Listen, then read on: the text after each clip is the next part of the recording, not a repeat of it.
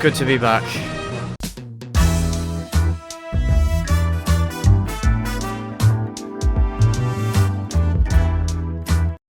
Ever since I started covering terrible films on my channel, people have suggested that I review The Room. If you don't know about The Room or haven't seen it yet, you're missing out big time. The brainchild of Tommy Wiseau, who wrote, produced, directed and starred in it, The Room was intended to be a serious, tragic, romantic drama. But thanks to a combination of Tommy's staggering levels of incompetence, utterly nonsensical creative decisions, and quite frankly bizarre behaviour, what resulted was probably the most infamous unintentionally bad movie. The quintessential example of a film that's so bad it's good, to the extent that it's been called the Citizen Kane of bad movies. I did not hit her. It's not true. It's bullshit. I did not hit her. I did not.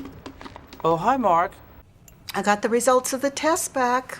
I definitely have breast cancer. And she's showing everybody me underwears. I cannot tell you. It's confidential. Oh, come on, why not? No, I can't. Anyway, how is your sex life? You are tearing me apart, Lisa! As far as I'm concerned, you can drop off the earth. It's a promise. Words cannot do it justice. If you haven't already, get some friends round and laugh your way through it. I'd also recommend co-star Greg Sestero's book The Disaster Artist and its film adaptation by James Franco, if you want some real insight into how this clusterfuck unfolded behind the scenes. The Room is genuinely one of my favourite movies and was responsible for getting me into watching terrible films in the first place. Thanks, Tommy. Hi, doggy. So I would love to cover it. There's just one problem. It's already been done. A lot. But here's the thing. Tommy's career didn't end with The Room. Among other things, he played video games in The Tommy Wee Show, acted in a few low-profile films including Samurai Cop 2 Deadly Vengeance, and recently reunited with Greg Sestero in his two-part film Best Friends? Fiends? I see what you did there, Tommy. Very clever. And for the first time since The Room, he also created, wrote, directed, produced and starred in a TV sitcom called The Neighbours, which no one on YouTube seems to have talked about before, and after watching less than 2 minutes of it, I realised why. It's f***ing torture. Would you like some weed? No, it's okay. It's okay, then get out! Okay, I sell weed. I don't fucking take care of chickens. Take care of the chicken! Oh yeah, that's another kind of no-no in the office appropriateness thing. Yes, flashing your underwear. It's liberal, no? No, it's super liberal. Are you communist? I told you, I'm not a lesbian.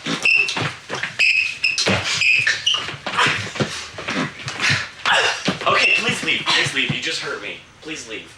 With Tommy firmly at the helm, I expected it to be bad, but not this bad. Oh yeah, this is special.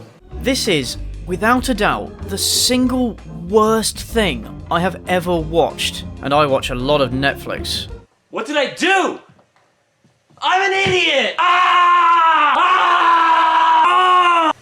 I'm okay. Unlike The Room, which is endearing in its incompetence and at least enjoyable to laugh at, The Neighbours is bad in the sense that giving yourself a lobotomy with a corkscrew is bad. I struggled to sit through even the first episode, and there was so much that was terrible about this series that I found it very difficult to know where to begin and how to stop smashing my face into the keyboard. My speculation is that this is the result of Tommy Wiseau becoming self-aware in a way that only he could have done. He must have gathered that people ironically loved his work because of its poor quality, but failed to realise that its charm came from it being unintentionally bad. So this time, I think he actively tried to be bad, and it shows. Think of any red flag of bad filmmaking, and it's all here. Let's start with the production values, or lack thereof. If The Room was made for an estimated $6 million, entirely funded by Tommy himself from his business selling jackets and other legitimate enterprises, I reckon The Neighbours was made for around $600 and the cost of whatever the crew was smoking to get through it. The whole thing feels like a student project made using whatever they could find from their local charity shop and then edited together with a stapler. Because the cinematography and editing, just everything is atrocious. Misspoken lines of dialogue or bad takes are still used. What the hell is this, BB? Eviction? Eviction? although I might be giving them too much credit by assuming they did more than one take. There are jarring jump cuts left in, there's some odd camera angles and shots where they didn't bother to track the actors' movements. Transitions between scenes often start too early while characters are still speaking, or where it makes no sense for them to start. Like, they put an establishing shot in the middle of a line of dialogue and then went back to the same scene and just carried on. They tried to emulate much better sitcoms by going back and forth between different cameras in the same scene, but the cuts are often done so poorly that the dialogue clearly doesn't match what's happening on camera. And I need you to leave right now because we have a lot of things to do, we're very busy, and I don't want to hear your smart mouth. Many of the scenes feel like they were just slotted in at random, which makes the already muddled narrative even harder to follow. And boy is it muddled, but we'll get to that later. By far the most grating technical issue is the audio. It's all over the place. Some characters are louder than others, the audio peaks a lot and is sometimes just too fucking loud. And sometimes it cuts out entirely, which is perhaps an act of mercy, because there's a persistent, extremely annoying echo in many of the scenes. Let's dance together. We ain't gotta be there. Oh, Lord, have mercy, Jesus. Not only does this make Tommy's already weak enunciation even more incomprehensible, I want to check because they just called me. but it becomes especially aggravating when characters start talking over each other or having screaming contests. Don't fight. You guys should kiss each other. She kissed me, yes. Could you imagine what it would sound like if they all started singing? On three. We're ready. 1, 2, 1, 2, ready, go.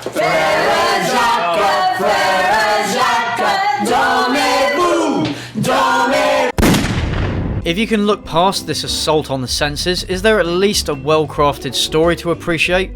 Go to building 100, 228. What do you say? 228. 228. 228. 228. Alright. It's not Obamacare, okay? Nah, you know where this is going. IMDb gives the premise of the series as a sitcom about the relationships between a group of people who live in the same apartment building. And that's about as much sense as one can make of this, assuming that it's more than just an excuse for the creator to party and pretend that he has more than one friend. Tommy plays the manager, and not landlord, strangely, but he also plays one of the tenants, Ricky Rick, who's cool and has a girlfriend. I can really relate to this character. And this is what happens when they try to put them in the same scene. Hey guys, how you going? Hey, how you doing? Nice to see you. Oh. Ricky Rick. See you. Oh. As with The Room, The Neighbours is supposedly based on a book written by Wiseau, which remains unpublished but probably makes My Immortal look like f***ing Shakespeare. Because it's not an exaggeration to say that the writing here is like that of a bad porno. Oh my god, you guys, I have an idea. What? Let's have a menage a trois. Yeah! Oh my gosh, that's the best thing you said all day out of those pretty legs. Isn't that an amazing idea? Let's do Yes! it. Yes! Yes, let's go. Characters are two-dimensional, stereotypical, and sometimes outright offensive. You're pregnant. Is it a dark chocolate baby? Dialogue is repetitive, unsubtle, and often ridiculous, and plot threads are confusing or stupid where and when they actually exist. To give just one example, in the second episode, the apartment block is visited by Princess Penelope, who visits every year. Why an English princess would travel thousands of miles to visit this particular apartment block every year is never explained or justified. And then one of the characters grabs her arse and suffers no repercussions for doing so. It's like Tommy tried to learn how normal human beings interact by watching the opening minutes of Bang Bus. I'm not even kidding, I showed some of these scenes to various people and they were sure they were watching an adult film. There we go. Do you know how to use it? I think I could figure this thing out. Just, I mean, literally, put it on, pump it up, go to town. Oh, okay. Bow, chicka, bow, bow. Yeah. Every female character is sexualized to some degree. I get it, you're not into it right now, but we will be having sex soon. Tommy tried to claim that they were meant to symbolize sexually liberated women. At least that's what I think he was saying in this interview. But I'm fairly certain he wanted an excuse to touch a real human female after his decade-long dry spell. Can I strangle you a little bit? Okay. The only thing that's missing from porn is the actual sex, because these scenes rarely go anywhere interesting. And even when they do, they're so horrendous that even I couldn't jerk off to them. You know I love it when girls kiss. Well, this is the same genius who pioneered the art of belly button intercourse, so I don't know why I'm surprised. And when the show does try to explore serious issues like homophobia, racism and suicide, they're handled with all the subtlety that Tommy is capable of. These gay women are carrying on up in here. We can't have this. Okay. This is a respectable joint. If you can't get a job in 5 days, then just kill yourself. I wonder Ed is maybe retarded or something. Okay, get this. In one episode, one of the characters wears a bandana that reads Black Lives Matters. Yes, they even managed to f that up. All this is exacerbated by atrocious acting. It's just really expensive to bring a child into the world, and should have thought about that. Yeah, I mean, With some of the cast having never acted before, and some of them seem to have known exactly what they'd signed up for and obviously didn't give a shit. Oh well, at least they were having a good time. I think. Ugh, I hope you're starting to understand exactly what I got myself into, and you're only seeing a small portion of the insanity that lies within. But to give you a better idea, I'm going to go through the first episode in detail. But only the first, because showing you any more might be considered a crime against humanity. Unfortunately for us, the first episode is also the longest, so there's plenty of turd to smear around. Alright, let's do this. After this train wreck of a title sequence, it opens with these two characters in an office. And I have no idea who they are or what's going on because Tommy can't move his lips enough to get his lines out. So can I have a list from yesterday? Until his assistant, who he's f***ing because of course he is, starts talking about tenants. Yeah, sure. Do I really have to go through this whole f***ing episode? Tim, who's a weak imitation of Denny from The Room, comes in and asks to borrow money. That's his personality, a moron who always wants to borrow money. Here you go. Thanks. Oh, thank you. You should pay me back, okay? I will. No, I will. Well, then you gotta pay me back still from yesterday. And the award for sound mixing goes to... yeah, not you, Tommy. Well, look at this. This time the ball means that I'm on $20 from Charlie just so I can give it to you. There you go. Government finance in a nutshell. This guy storms in and starts shouting about this totally legit eviction notice. I paid! This is ridiculous! No, I'm sorry, Troy, your check bounced. I guess I'll pay cash. Yeah, pay it. Why the f*** didn't you just pay cash in the first place then? Oh, why am I sober? And that was only the first scene. But how does Tommy handle establishing shots to cover the transitions between scenes? What a day. Yeah. Just take this all in.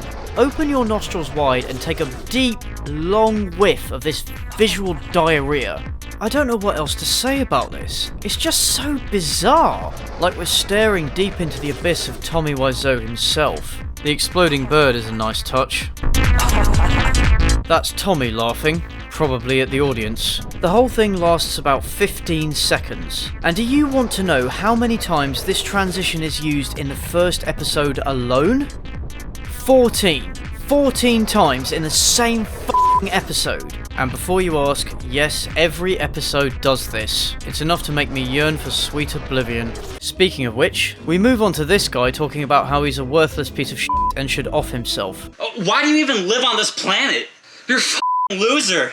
If you can't get a job, you should just kill yourself. Except he's talking to the audience rather than to himself in the mirror, as you can quite clearly see. Don't look at me, buddy. I'm in as much pain as you are. No, you know what? I'm not a loser. I'm good, right? I don't need to kill myself. I'm good. Shame. It would have been an easy out from this mess. Who is it? It's Philadelphia. Of course that's your name. I'll bet she's not even acting, and that she took this gig after feeling sorry for Tommy down at his local strip club. Anyway, this half-woman, half-plastic mold shows up asking if he has any pepper. Do you have any salt and pepper I could borrow? I'm making chicken. It very quickly becomes clear that a lot of these scenes were inspired by previews on Pornhub. I don't have salt shakers. I got big jars instead. You know, my mom always said, hey, you gotta keep the pepper and the salt in big jars, so that's what I do. If those are your seduction skills, maybe you should have hung yourself. Then a Chinese guy shows up complaining that his Wi-Fi's been cut by the black guy, who is a rapper, and who lives in room 666. Oh, you're in here too? You Chinese motherfucker. Oh, for fuck's sake, Tommy. Yeah, you know what? This is the guy who came out of Chocolate River and cut What my Chocolate River? Chocolate River, yeah! And this triggers the most pathetic race war I've ever seen. Yeah, Ed will fix it. Room 313.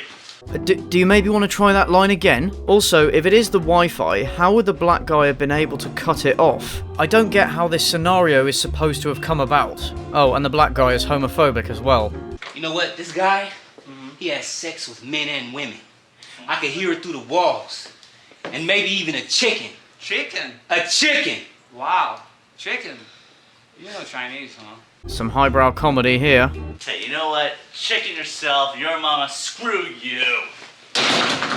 I see Tommy hasn't gotten any better at writing insults. You're not good. You're just a chicken. Chip, chip, chip, chip, chip, chip. Get along, okay? We'll talk to you later.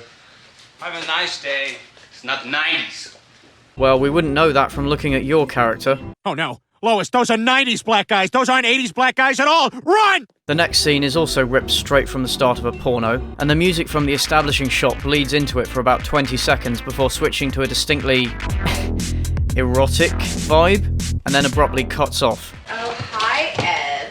Even though this starts off as essentially sexual harassment, it goes much further than the other erotic scenes, but not far enough to let me vent my, frustrations. The underwear's a bit off-putting as well. But speaking of holding one's cock, Tim comes in with a chicken. You're just a chicken. Chip, chip, chip, chip, chip, chip. This might well be the closest we'll ever come to the literal definition of cock blocking. So the chicken belongs to another resident of the building. The chicken fell out of their window and Timmy found it while he was playing basketball! Only in an apartment building run by Tommy Wiseau would you be allowed to keep a chicken as a pet. And then we meet this girl and her boyfriend Ricky Rick, who's also being played by Wiseau. I was a bit confused at first, until I realised that Tommy was relying on wigs and costumes to distinguish between the two characters he plays, without which it would be impossible to tell because he has no acting range. He can only ever be Tommy Wiseau. Naturally, she's bought whipped cream, as Tommy is incapable of putting young attractive women into his media without sexualising them in some way.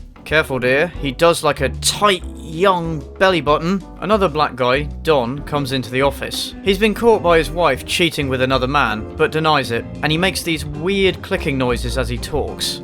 I mean, we sit there, we lay in bed, we talk. I honestly can't tell whether the actor has a tic or whether Tommy has some weird ideas about how black people speak.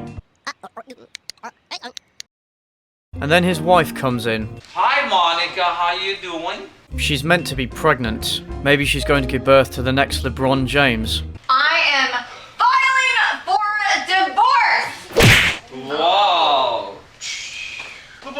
So what should I do?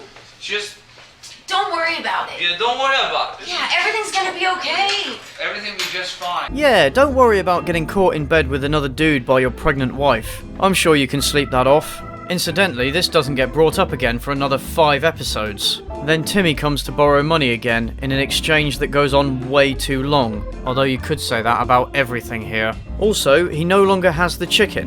Where'd the chicken go?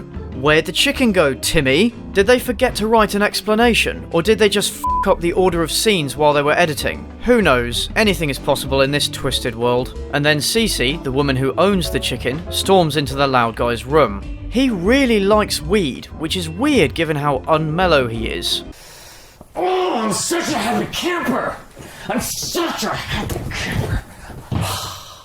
Although he has picked a good movie to get baked to. So what happens when you put the two loudest characters together? Ear rape. What are you doing? I'm looking for my chick! Okay, your f***ing chicken's not in here. Now get the f*** out! No, get out! Get out! You ate my chicken. Get out! No! I'm going. Okay, that was a quick turnaround. We haven't had any titillation for a while, so we check in with the bronze bolt-ons. Cece comes looking for her chicken, not realising that that isn't the kind of cock Philadelphia likes to acquire. Thus more shouting and incomprehensible dialogue. This scene is completely pointless. I would say mute it and look at the titties, but even then, it's really not worth it. But if your dick hasn't had enough yet, there's another porn-inspired scene. This time it revolves around a pizza delivery boy, who looks a bit too young for this, or is it just me? You know, you got a safe deposit box in yourself, and you have to let me use it. What? What does that even mean? Oh, honey. Well, not a money bank anyway, but he's more interested in renting an apartment, so the only hot, steamy load they receive is the pizza. Pizza Boy, no, not that one, decides to take off his shirt before he's even moved in. And he's also wearing the Wiseau underwear. Are they all wearing those? Was this part of their contract? Well, probably, because he is selling them online. The underwear is advertised in multiple episodes, supposedly with the power to make your dick bigger. Same thing, if you want your dick to stand out, go to laundry room at 3:30 a day. And you buy a Tommy Wiseau underwear? Yeah, of course. What a story, huh? Really, Tommy? Anyway, Pizza Boy meets Philadelphia, who tells him where he can find the manager's office, and the audio is out of sync. This scene is literally just an excuse to advertise underwear and show more tits. Pizza Boy goes to get an apartment, so we sit through the process of him filling in an application. Riveting stuff. Fortunately, his application is approved in a speedy and professional manner. After viewing his new apartment, Pizza Boy signs his contract and pays the deposit. Oh, thank God. I don't know what I would have done if I hadn't gotten to see the resolution to that plot thread. And this character is never seen again, so what was the point of all those scenes? That's pretty much where I am at this point. How are you guys doing, by the way? You hanging in there? Tommy number 2 and his girlfriend go to see the angry weed guy. Anyway. So, on to more important matters. What important matter? What are you talking about? I heard he has guns. Oh yeah, he does actually. Can I buy a gun? Yeah, what kind of gun do you want? A shotgun. Wait a minute, why you want a gun? You have a gun right here, in the morning, afternoon, in the evening. Nice one, Tommy. She looks very impressed. But what she really, really wants is a shotgun. And a new agent. So Weed Guy brings one out, and if it isn't a toy one, I'll eat a pineapple pizza. He wants to charge them $100, but she uses her charms. And surprisingly, they're not referring to her tits, but rather to actual bewitching powers that she happens to have. Just like everything else, it's never explained, but f*** it. So, like the rest of us, he's left with an unfulfilled erection. Back to Timmy, who now has the chicken again. Somehow. So Angry Black Woman, because that's basically what she is, comes in and reclaims it, finally. You stole my chicken. You ain't found my chicken. You stole my chicken. You want to have sex with it. How did you reach that conclusion? That's a bit of a jump, don't you think? But he's all like, no I don't. And she immediately believes him because Tommy Wiseau doesn't understand how dialogue or character development work. Or people in general. And if you don't act right, young man, Ghost Georgie gonna get you. Oh, Ghost Georgie. Is that some kind of creepypasta? Are we getting some lore in this universe? Nope, this never gets mentioned again either. Let's eat my chicken up. You better take care of it. I don't care how many times it scratched me. You better take care of it. Fifi. Bye, Fifi. Oh. That is indeed how it ends. 32 minutes too late. There are 7 episodes of this garbage, of which I sat through 6. You're welcome, because rest assured, it never gets any better. Wiseau seemed to think that the last 2 episodes are better than the others. They're really not, but so confident was he feeling that he put them forward for the Emmys. You can guess how that went. In these videos, I often recommend watching the stuff I'm reviewing, if for no other reason than to take the piss out of it.